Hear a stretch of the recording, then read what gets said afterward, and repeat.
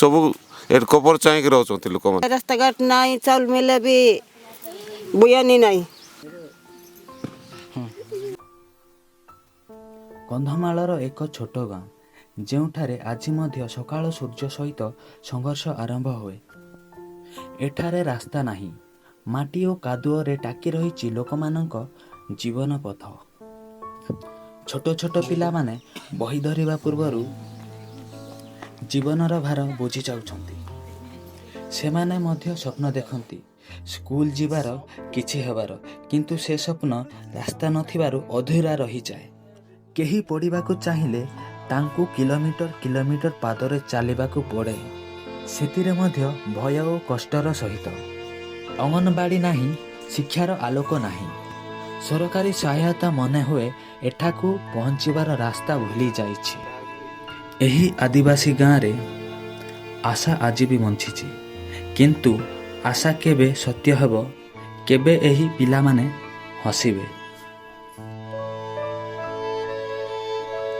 କେବେ ଏହି ପିଲାମାନଙ୍କ ହାତରେ ବହିଥିବ, କେବେ ଏହି ଗାଁ ଉନ୍ନତିର ଆଲୋକ ଦେଖିବ। ଏହା କେବଳ ଏକ କାହାଣୀ ନୁହେଁ, ଏହା ହେଉଛି ଏକ ବେଦନା ଯାହା ଆମେ ସବୁଠୁ ଅନୁଭବ କରିବା ଆବଶ୍ୟକ। ଏବେ ସମୟ ଏହି ସ୍ୱରକୁ ସବୁଠି ପହଞ୍ଚାଇବାର। ଏହି ଗାଁର ନାଁ ହେଉଛି ଅଡ଼ାଲଙ୍ଗୁ, ଆଉ ପଞ୍ଚାୟତ ବେଲଘର, ଆଉ ବ୍ଲକ ହେଉଛି ତୁମୁଡ଼ି ବନ୍ଧ।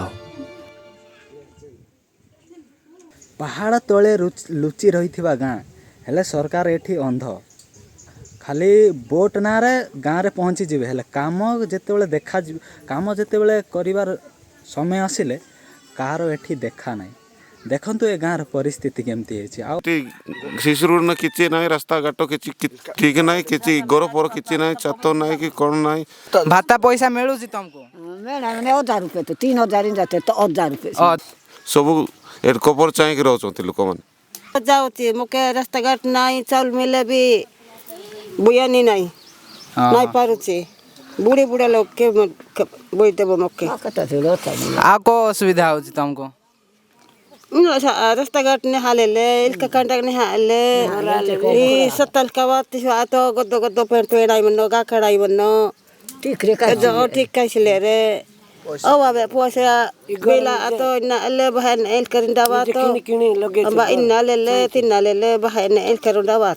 ଯେତେବେଳେ ନେତା ମନ୍ତ୍ରୀ ମାନେ ଭୋଟ ମାଗିବେ ଗରିବ ନିରୀହ ଆଦିବାସୀ ଲୋକମାନଙ୍କୁ ଆରାମସେ ଫୁସଲାଇକି ଭୋଟ ନେଇଯିବେ, ହେଲେ ଯେତେବେଳେ କାମ ଦରକାର ଭାଇ ଟିକେ କାହାର ଦେଖା ନାହିଁ।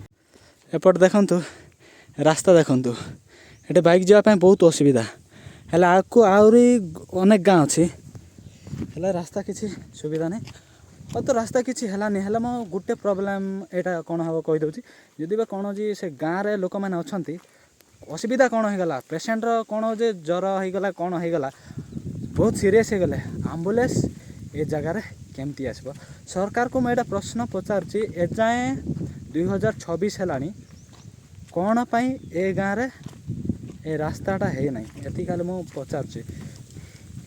ଜାଣିଛନ୍ତି କନ୍ଧମାଳରେ ଏମିତି ଗାଁ ଅଛି ଯେଉଁ ଗାଁରେ କିଛି ସୁବିଧା ନାହିଁ। 2026 ଆସିଲାଣି, ହେଲେ ସରକାର କ'ଣ କରୁଛି? ହଁ, ଯେତେବେଳେ ଭୋଟ ମାଗିଛନ୍ତି ସେତେବେଳେ ଆରାମସେ ପଳେଇ ଆସୁଛନ୍ତି ଏ ଗାଁମାନଙ୍କୁ, ହେଲେ ଯେତେବେଳେ କାମ ଦରକାର ହେଉଛି ସେତେବେଳେ କାହାର ଦେଖା ନାହିଁ। ଏ ଗାଁର ସ୍ଥିତି ଟିକେ ଦେଖନ୍ତୁ, ଆଉ ଭିଡ଼ିଓଟା ସମ୍ପୂର୍ଣ୍ଣ ଦେଖନ୍ତୁ, ଆଉ ଚ୍ୟାନେଲ୍ ନୂଆ ଅଛନ୍ତି ତ ନିଶ୍ଚୟ ଚ୍ୟାନେଲ୍କୁ ସବସ୍କ୍ରାଇବ୍ କରନ୍ତୁ। ଏ ଗାଁର ଫାଷ୍ଟ ପ୍ରୋବ୍ଲେମ୍ କ'ଣଟା ଜାଣିଛନ୍ତି? ଏ ଗାଁର ରାସ୍ତା ନାହିଁ, ଆଉ ଏଠିର ସ୍କୁଲ ମାନେ ଅଙ୍ଗନବାଡ଼ି କିଛି ନାହିଁ। ମାନେ ବେଲଘର, ଏଠି ହେଉଛି ବେଲଘର 10 କିଲୋମିଟର, 10ରୁ 15 କିଲୋମିଟର। ଆମେ ଆସିଛୁ କେମିତି ରାସ୍ତା ଆମେ ଜାଣିଛୁ, ତାପରେ ପିଲାମାନେ ଯାଉନାହାନ୍ତି ପାଠ ପଢ଼ିବା ପାଇଁ, କାହିଁକିନା ବହୁତ ଅସୁବିଧା ହେଉଛି। ଏତେ ଦୂର ଯଦି ପାଠ ପଢ଼ିବା ପାଇଁ ଯିବେ, ସେଇଟା ଯାଉ ତ 11ଟା 12ଟା ହେଇଯିବ, ଆଉ ପାଠ କ'ଣ ପଢ଼ିବେ? ତାପରେ ସେମିତି ବହୁତ ଅସୁବିଧା ହେଉଛି, ଦେଖିପାରୁଥିବେ ଏଠି ପିଲାମାନେ କେହି ପଢ଼ିବାକୁ ଯାଉନାହାନ୍ତି, ମାନେ ସେମିତି ଏକା ରହୁଛନ୍ତି। ଆଉ ଅଙ୍ଗନବାଡ଼ି, ଆଉ ମେନ୍ ପ୍ରୋବ୍ଲେମ୍ ହେଉଛି ଆମ୍ବୁଲାନ୍ସ କେମିତି ଆସିବ? ଭାଇ ଏ ଗାଁର କଥା କହିଲେ ସରିବନି, ଏତେ ଅସୁବିଧା ଯେ ଘର ନାହିଁ କି କିଛି ନାହିଁ, ପାଣିର ଅସୁବିଧା, ଫେର୍ କରେଣ୍ଟ ଏକା ନାହିଁ ଏ ଜାଗାରେ। କହିବାକୁ ଗଲେ ସରକାର କ'ଣ କରୁଛି କେଜାଣି କିଛି। ଆଜିକା ଡେଟ୍ରେ ଏମିତି ଗାଁ ଯେ ଭୁବନେଶ୍ୱର ଯେଉଁ ସ୍ମାର୍ଟ ସିଟି ତିଆରି ହେଉଛି, ସେଇଟା କ'ଣ କରିବା ଦରକାର? ସେଠିକାର ଲୋକ ଭୋଟ ଦେଇଛନ୍ତି, ଏଠିକାର ଲୋକ ଭୋଟ ଦେଇନାହାନ୍ତି କି? ଏଇଟା ସରକାରକୁ ମୁଁ ପ୍ରଶ୍ନ ପଚାରୁଛି।